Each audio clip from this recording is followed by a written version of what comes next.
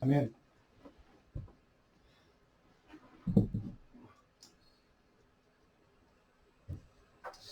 제가 최근에 어떤 한국에서 나온 통계 자료를 봤더니 좀 안 좋은 조사들이 한 게 있더라고요. 보니까 이제 제목은 뭐냐면 2020년부터 21년, 20년 3년 동안 예, 교회에서 우리 한국 이제 개신교입니다. 교회에서 이제 분쟁이 일어나 문제가 생겼을 때 그 원인 제공자가 누구냐를 조사를 했더니 뭐 쭉 이제 여러 사람들이 있습니다. 교회 안에 이제 여러 직분들도 있고.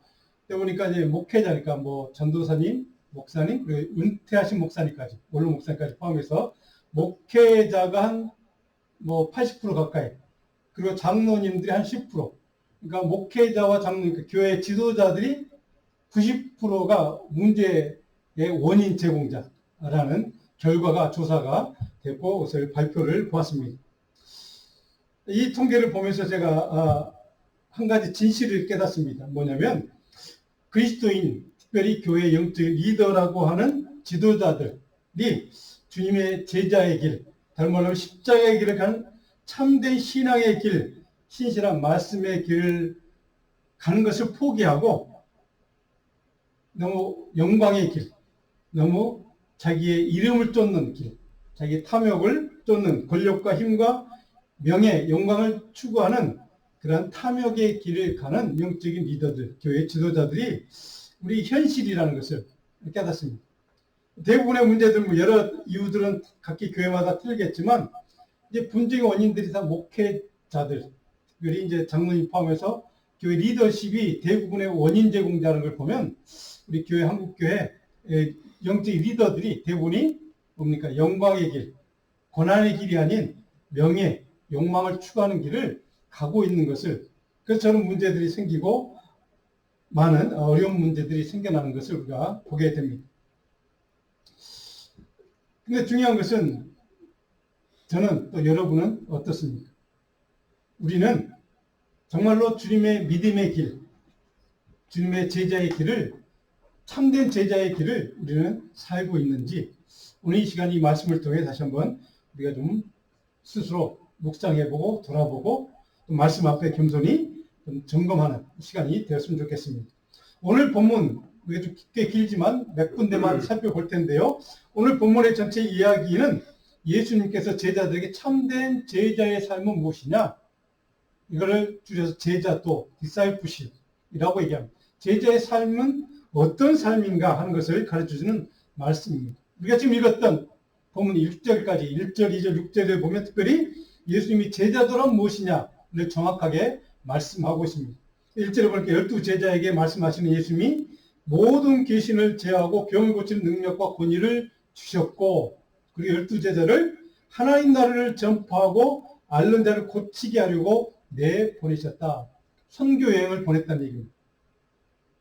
그리고 다음 시절에 살펴본 이제 그 다음 장에 가면 70명을 이제 제자를 파송하는 이야기가 또 등장합니다. 자, 제자의 길은 무엇인가? 사명은 무엇인가? 병을 고치는 능력을, 권능을 얻는 것, 가지라는 것이죠. 두 번째로는 하나님 나라 복음을 선포하라는 것. 이 두 가지의 미션, 이 제자의 길을 가는 우리 그리스도인에게 주어진 사명, 미션이라는 겁니다. 자, 그런데 이런 미션을 딱 선전포가 딱 설명을 먼저 해놓으시고, 그때 구체적으로 제자의 삶은 어떤 것이냐를 예수님이 이제 설명해 가기 시작하는 게 이 9장 전체의 내용입니다. 물론 우리가 오늘 보지는 못하지만 바로 그 다음 달에 이어지는 사건이 있죠. 그리고 나서 이제 우리가 그 유명한 베드로의 신앙 고백 이야기가 18절 27절까지 이제 순환 예고와 더불어서 예수님이 십자가에서 고난당하시고 주인당하시고 또 부활하실 것을 예고하는 내용이 18절부터 27절까지 기록되어 있습니다. 자, 18절에 제자들이 주와 함께 있더니 그때 주님이 제자들에게 질문하시죠. 얘들아, 사람들이 나를 누구라고 하든 예수님 자신의 정체에 대해서 무리들, 세상 사람들이 나를 어떻게 평가하든 라고 질문을 던집니다. 근데 거기에 제자들이 예수님에 대해서 세상 사람들은 이렇게 평가합니다. 뭐라고요? 선지자.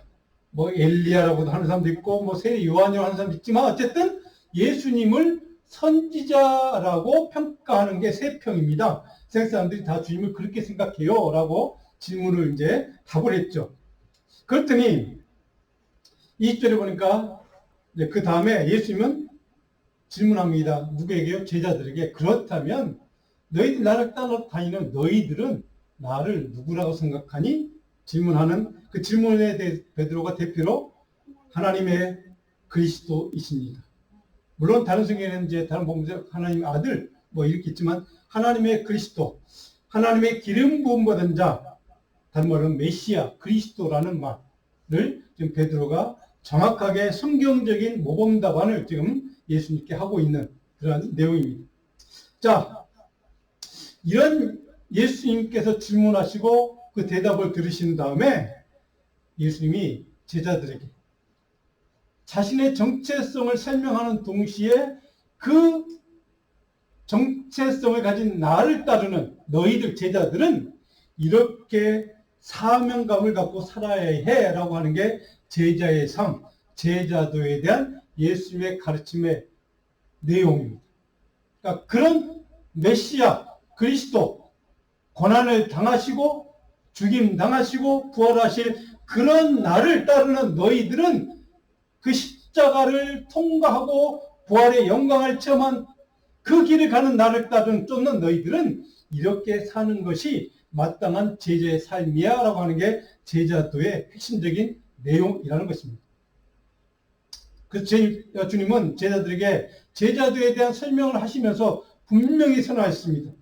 내가 가는 길은 십자가를 져야 되는 길이야. 고난을 당해야 돼, 순환을 당해야 돼, 고통 당하고 죽임을 당해야 돼. 그렇지만 부활의 영광이 있어. 그 길을 알고도 나를 쫓는 너희들이라면, 그래도 나를 쫓고자 한다면 이렇게 사는 것이 나를 따르는 자들이야 라고 정확하게 예수님이 지금 제자들에게 설명해 주는 이야기입니다. 무슨 얘기입니까? 예수를 쫓는다는 것은 영광의 길이 아니라 순환과 고난과 십자가를 통과하고 난 다음에 얻게 되는 주님이 주시는 영광이 있다는 겁니다. 그럼에도 나를 쫓고자 하니 그렇다면 이렇게 살아. 이것이 우리에게 주시는 예수님을 따르는 제자들에게 주시는 바로 사명, 미션, 우리가 할 책임이라는 뜻입니다. 자, 그렇다면 참된 제자들은 무엇인가? 오늘 주님은 오늘 본문에 몇 가지 얘기하는 이야기, 오늘 제가 설교 노트 됐습니다. 첫 번째 뭡니까? 자기를 부인해야 한다는 겁니다. 자기를 부인하는 것. 이 자기를 부인한다는 말은 인간의 죄성, 본성, 악한 것을 선택하고 싶어하는 욕망, 탐욕을 거절해야 한다는 뜻입니다. 그것을 단절해야 하는 뜻입니다. 악을 쫓고자 하는 그 세상적인 명예와 욕망과 권력을 쫓고자 하는 사단의 미혹과 유혹을 단절하는 것, 이것이 자기를 부인하는 제자의 삶이라는 것입니다. 어떻습니까? 참 어려운 이야기입니다. 대부분의 사람들은 권력을 쫓고 돈을 쫓고 명예를 쫓고 힘을 쫓고 자기 이름을 드러내는 길을 쫓는 게 대부분의 사람들이 사는 길입니다. 근데 주님의 제자는 바로 그것을 부인해야 한다는 겁니다. 그 세상에서 유명해지는 것, 유명한 목회자가 되는 것, 아니면 유명한 어떤 권력자가 되는 것, 바로 그것을 부인하라는 겁니다. 그런 욕망을 부인하고 사는 것이 그리스도의 참된 제자의 삶이라는 것입니다. 악한 죄의 본성, 욕망, 탐욕을 거절하고 단절하고 부인하는 삶이야말로 참된 나를 따른 제자의 삶이다. 두 번째로 자기 십자가를 날마다 지는 사람. 참 제자의 삶이란 무엇인가? 하나님께서 내 인생에 맡겨준 십자가들이 있습니다. 무거운 짐들이 있습니다.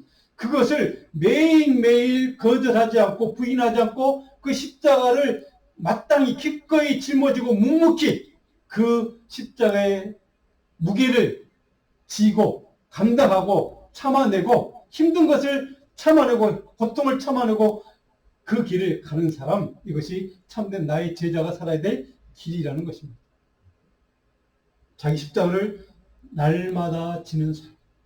어쩌다가 한번 십자가 지는 것이 아니라 날마다 내게 주어진 인생의 십자가의 짐을, 주님이 내게 맡겨준 사명의 짐을 질 수 있는 사람.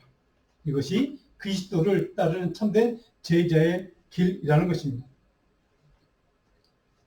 세 번째로 중요한, 그리고 나서 세 번째 참된 그리스도의 제자란 어떤 삶인가? 그리스도를 따르는 자. 이 그리스도를 따른다는 말은 헬라 원어 성경은 아콜루테오라는 말이 쓰고 있습니다. 이 말은 제가 잊어먹을 수 없는 단어입니다. 주님을 따른다는 말, 제가 며칠 전에 제가 이메일을 하나 받았는데, 제가 참 좋아하고 존경하는, 여러분 잘 아는 보스턴 칼리지에 학장까지 낸 신약학자 유명한 에모리, 제가 신학교를 다닐 때 제 헬라 선생이었습니다. 헬라 그분이 박사 공부하면서 저를 갔더니, 그런데 그분이 캐토릭 신부님, 예수회 신부님이신데, 그분이 헬라 원정 강독을 이제 오늘 성경을 이렇게 공부하는데, 이 단어를 설명할 때 뭐라고 설명하냐? 예수님을 따른다는 건 뭐냐? 그래서 제가 잊지 못하는 단어라고 말씀드립니다. 그분의 설명에 의하면 바로 이겁니다. 주님을 동반하는 삶을 사는 것이 주님을 따른다는 겁니다. 따른다는 말은 accompany, 주님과 동행하는 삶을 사는 겁니다. 동행하려면 어떻게 합니까? 그 사람을 쳐다봐야 됩니다. 그 사람을 집중해야 됩니다. 그리고 그 사람과 함께 대화를 나눠야 됩니다. 그리고 그 사람이 가는 길과 떨어지면 안 되는 겁니다. 이것이 동행자의 숙명이죠. 동행하는 사람이 해야 될 일입니다. 그러면서 그분이 그때 당시 설명했던 이 단어, 그리스도를 따른다는 제자로 살아간다는 게 뭐냐? 주님만 보고 주님의 말씀만 듣고 그분과만 대화하고 그분과 나란히 함께 떨어지지 않고 가는 것, 이것이 그리스도인의 삶이라고 설명했던, 근데 60세의 나이에 안타깝게 암으로 투병하시다가 돌아가셨습니다. 며칠 전에 돌아가셨는데, 어쨌든 저는 그분이 설명했던 것을 지금도 잊지 못하고 있습니다. 주님을 따르는 제자의 삶이란 주님만을 바라보는 겁니다. 주님의 말씀만 듣는 겁니다. 그리고 그분과 항상 떨어지지 않고 동행하는 삶을 사는 것이 참된 제자의 삶이라는 것을 주님은 우리에게 정확하게 말씀해 주고 있습니다. 사랑하는 여러분, 저와 여러분의 인생길에, 우리가 지금 신앙생활을 하면서 삶을 살아가는 이 길에 정말로 주님만 바라보고 살아가는지, 정말로 주님의 음성만, 말씀만 듣고 그분만을 바라보고 그분과만 대화하고 그분의 가는 길만 동행해서 가는 삶을 살고 있는지 겸손히 돌아볼 수 있는 시간 되기를 바랍니다. 믿음이다. 그리스도의 제자로 산다는 건 세상에 우리를 유혹하는 많은 것들을 바라보거나 그들을 쳐다보거나 그들에게 집중하는 것이 아니라 그것 다 거절하고 오직 주님의 말씀, 주님, 그분의 푯대를 향해서만 바라보고 그분과 동행해서, 동반해서 삶을 살아가는 것. 이것이 주님의 제자다운 삶이라고 한다면 오늘 우리들의 삶은 정말 그런 삶을 살고 있는지. 사랑하는 여러분, 우리는 날마다 매 순간마다 악한 사단의 유혹과 미혹과 탐욕을 우리는 유혹받습니다. 그런 삶을 살아가는 저와 여러분들이 그리스도의 제자로 산다는 것, 그 모든 것들을 거절할 수 있어야 하고 그 대신에 예수님만 보고 말씀만 바라보고 주님과 함께 나란히 동반해서 주님이 가는 그 길을 갈 수 있는 믿음의 사람. 저는 저와 여러분들이, 우리 자녀들이 그런 참된 그리스도의 제자의 삶의 길을 날마다 끊임없이 변함없이 신실하게 쫓아가는 진정한 참된 종들이 다 되기를 축원합니다. 자녀 여러분, 이것이 제가 생각하는 그리스도의 삶이라고, 그리스도인의 길이라고 믿습니다. 우리의 삶은 그래서 날마다 주님의 말씀이 인도하는 대로 목자이신 그리스도의 그분이 가는 길대로 그 길로만 따라가는 것, 동반해서 가는 것, 이것을 우리는 참된 제자의 삶이라고 한다면 저와 여러분의 삶은, 우리 자녀의 삶이 바로 그런 삶의 길이 되기를 간절히 날마다 기도하고 그렇게 살 수 있도록 능력을 달라고, 지혜를 달라고 주님의 능력과 권능을 구하는 저와 여러분 되기를 주님으로 축복합니다. 오늘 21절 4절 보니까 그런데 그런 제자의 삶을 살기 위해서는 철저하게 우리가 치러야 될 대가가 있습니다. 24절 보니까 후반절에 누구든지 나를 위하여 제 목숨을 잃으면 나를 위하여 누굽니까? 예수 그리스도 그분을 위해서 복음을 위해서 하나님의 영광을 위해서 하나님의 나라를 위해서 내 모든 것을 포기하고 모든 유혹과 미혹과 권력과 명예와 탐욕을 다 거절하고 단절하고 오직 예수 그리스도를 쫓는 예수 그리스도만 바라보는 그런 삶을 살면 어떻게 한다고요? 주님이 구원할 것이다. 영원한 생명과 구원의 은총을 우리에게 주신다는 약속입니다. 대가는 철저하게 세상의 명예와 권력욕과 탐욕과 미혹과 유혹을 이겨내고 단절하는 그래서 주님과 동행하는 삶을 사는 바로 이것이 대가라는 겁니다. 사랑하는 여러분, 참된 제자란 참된 제자의 삶이란 무엇일까? 많은 목사님들이 신학자들이 이것저것 다 설명합니다. 저는 바로 아까 제가 설명드렸던 예수님을 따른다는 것, 그 단어 한마디가 참된 제자도, 제자의 삶이라고 믿습니다. 자, 여러분,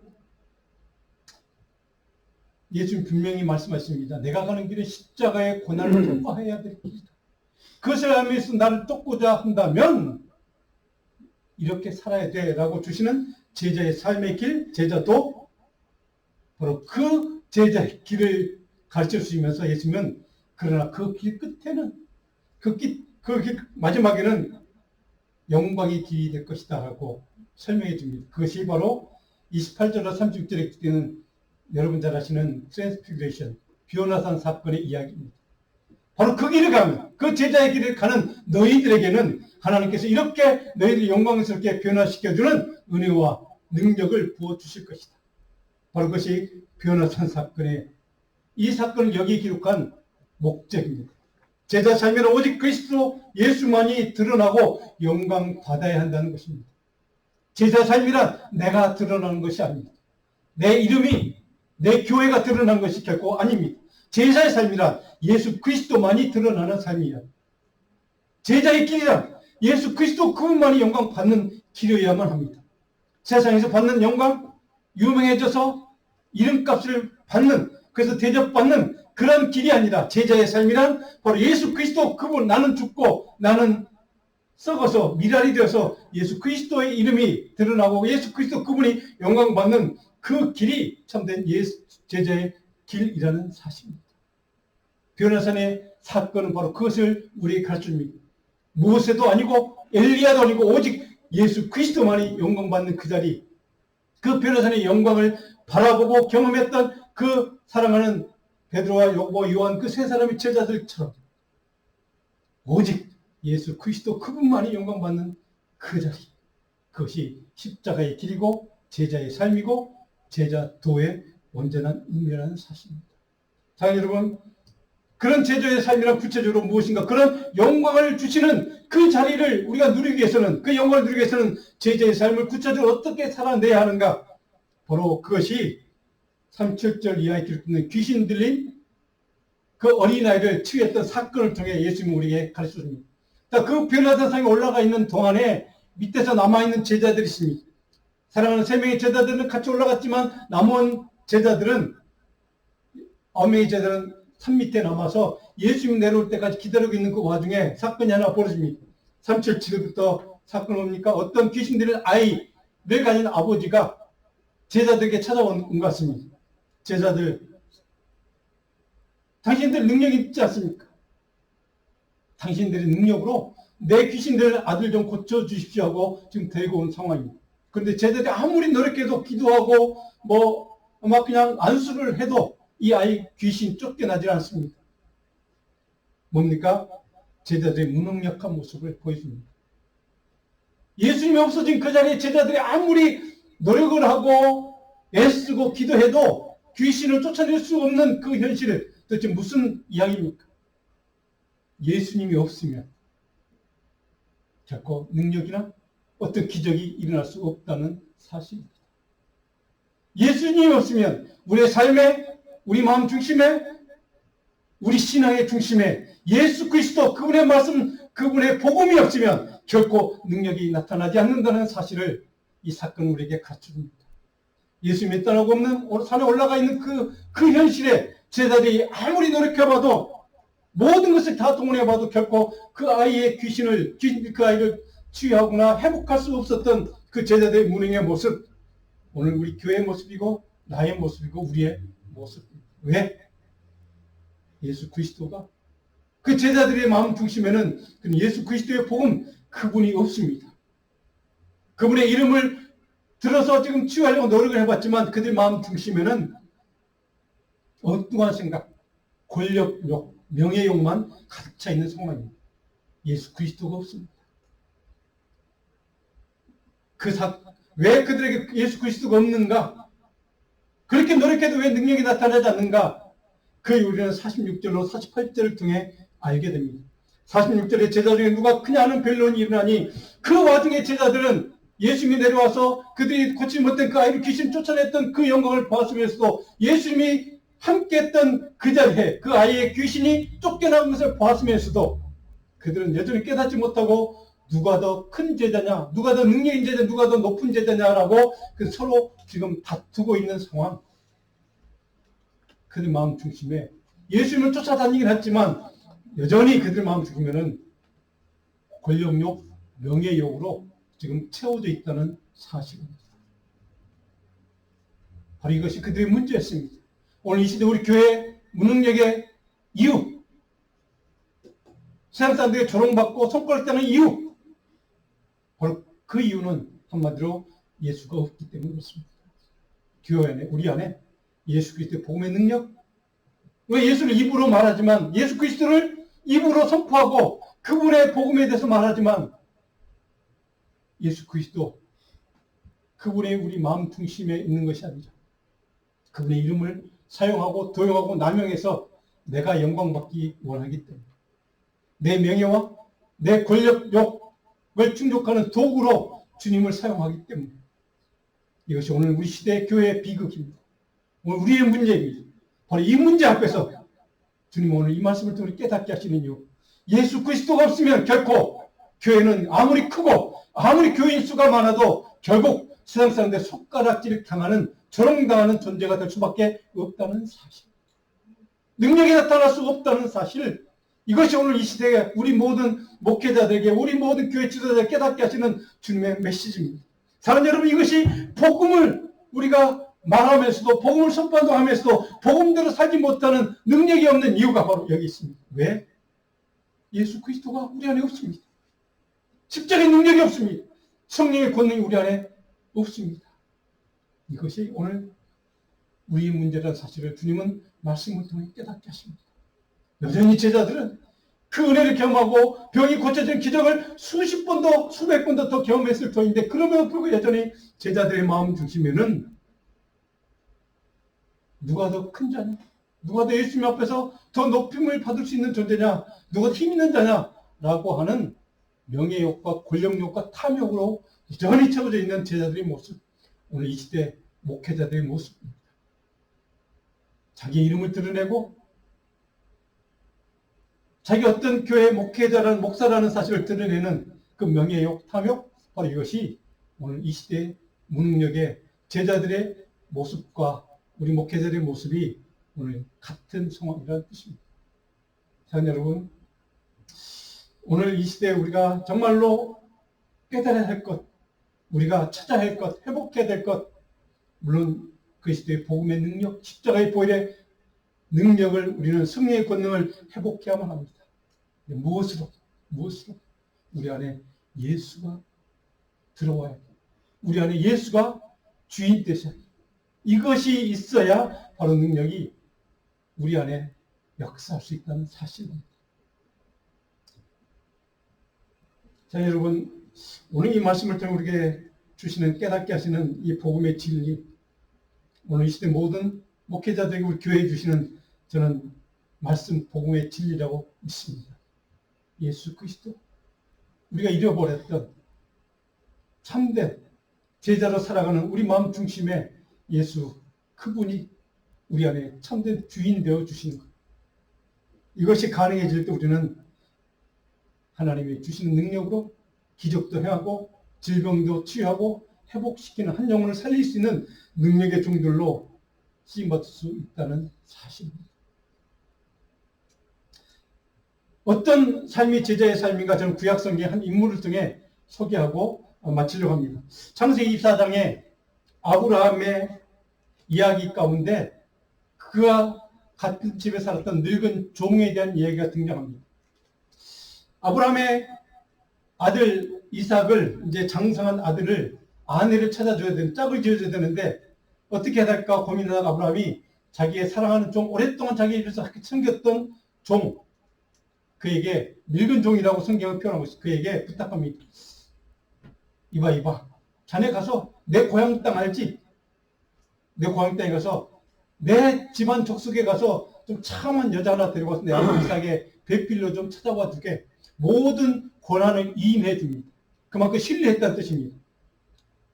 창세기 24장 2절에 보니까 아브라함이 자기 집 모든 소유를 맡은 늙은 종에게 이름도 없습니다. 늙은 종. 그런데 일본 학자들은 이 늙은 종이 누구냐? 창세기 15장 2절에 보면 그 늙은 종을 바로 아브라함이 이르되 주여 여호와여 무엇을 내게 주시라니까 나는 자식이 없사오니 나의 상속자는 이 다메스 사람 엘리에셀입니다 라고 얘기합니다. 이 엘리에셀 하나님이 약속했던 아들을 태어나지 않으니까 하나님 나를 상속할 후손은 이 내 집안에 정말 이 신실한 내 종 엘리에셀이 내 상속자가 됐으면 좋겠습니다 라고 얘기했던 그런 대목이 나옵니다. 그만큼 아브라함은 이 엘리에셀 인물을 신뢰했다는 뜻입니다. 근데 늙은 종 바로 창세기 24장의 늙은 종이 이 사람인지는 정확하지는 않습니다. 어쨌든 아마 엘리에셀로 생각하다면 바로 그만큼 아브라함이 신뢰했고 모든 권한을 이임해서 자기 아들 그들이 약속의 자녀였던 정말 그렇게 정말 어려운 과정을 통과해서 얻었던 그 아들의 배우자를 선택하는 일을 자기 대신 모든 권한을 이임해서 맡길 만큼 그렇게 신뢰했던 그 사람 늙은 종. 그 창세기 24장에 보면 내 고향 내 족속으로 가서 내 아들 이삭을 위해 아내를 택하라 라는 명령을 받자마자 그가 출발합니다. 뭐하는 선물을 이제 갖고 출발하는데 어디로 가냐면 메소포타미아. 지도에 보시면 바로 이렇게 되어 있습니다. 이게 잘 안 보실 때는 여기가 메소포타미아 저기입니다. 여기에 유프라데스강, 티그리스강 사이가 메소포타미아의 지명 자체가 이 두 강 사이라는 뜻입니다. 거기에 있는 우르 땅이 아브라함의 고향 땅입니다. 여기서 하란을 갔다가 이렇게 가나안 땅으로 오지 않습니까? 근데 여기 있다가 지금 요를 가서 아내감을 찾아와 이런 얘기입니다. 그만큼 신뢰했던 인물. 그런데 그가 가서 그 땅에 가서 도착하자마자 하나님 내가 이런 사람 만나면 그 사람이 하나님이 점지해준 이삭의 아내가 될 줄로 믿습니다 라고 기도하자마자 바로 그 아내가 될 사람 리브가가 바로 등장합니다. 그 창세기 24장 15절에 말을 마치기도 전에 리브가가 물동이를 어깨에 메고 나오니 그는 아브라함의 동생 나홀의 아내 밀가의 아들 부들의 소생이라 라고 해서 리브가가 딱 등장합니다. 바로 응답해 주신 겁니다. 하나님. 그것을 보고 그 늙은 종이 창세기 24장 27절에 이렇게 고백하고 간증합니다. 이제 나의 주인 아브라함의 하나님 여호와를 찬송하나이다. 나의 주인에게 주의 사랑과 성실을 그치지 아니했사오며 여호와께서 길에서 나를 인도하사 내 주인의 동생 집에 이르게 하셨나이다. 여기 등장하는 이 아브라함의 늙은 종의 믿음의 모습, 그의 성품을 우리는 배워야 합니다. 무엇입니까? 그가 평생 아브라함 집에서 아브라함을 주인으로 섬기면서 자기가 보았던 아브라함의 일생을 그는 보았을 것입니다. 주인이 어떻게 살아왔는지. 이 늙은 종은 자기가 보았던 그 주인의 신앙의 모습, 삶의 모습을 그대로 본받고 배우고 자랐을 것입니다. 그런데 그가 보았던 주인 아브라함의 인생은, 그의 삶은, 그의 신앙은 바로 이렇게 늘 하나님께 묻고 하나님과 대화하고 하나님의 말씀만 들었던 참된 하나님의 종이요, 하나님의 제자요, 하나님의 신실한 믿음의 동반자 삶을 살아왔던 아브라함.